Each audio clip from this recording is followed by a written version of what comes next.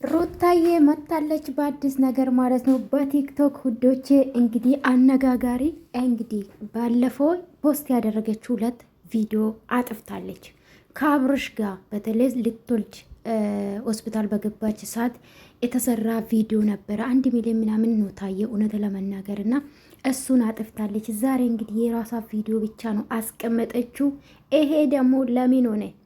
የትላንትና የአብርሽ ንግግር ብዙዎቹ አስቀይሟል። እኔም ቢሆን እንደዛ እናንተ ባትለማመጡ ተፈላጊነት ስለተሰማት ነው ስለተለማመጣችሁ ነው እንጂ ዞራ እኔ ጋር እንደምትመጣ አቅ ነበር። ይሄ ማለት ደግሞ በጣም ያስቀይማል እውነት ለመናገር እና ብዙዎቻችሁ ሩታ ዛሬ ልደቷ ነው ብላችሁ ፖስት የምታደርጉ ያላችሁ፣ እኔ ግን አላቅም።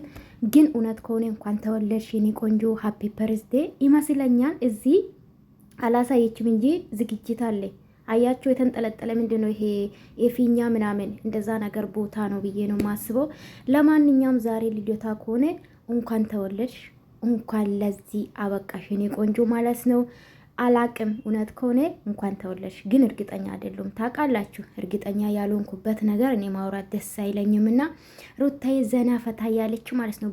በአዲስ ዘፈን ነው የመጣችሁና ለማንኛውም እንደዚህ ፈታ በይኔ እናት፣ ፈታ በይኔ ቆንጆ ማለት ነው። አዎ ፈታ በይ።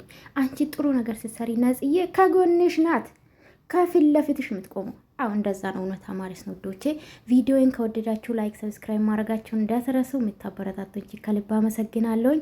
አዎ ቅንነት፣ መልካምነት ለራስ ነው። እሺ የኔ ቆንጆ ለሰው አይደለም ለራስ ነው። ላይክ አድርጉ እሺ የኔ ውዶች።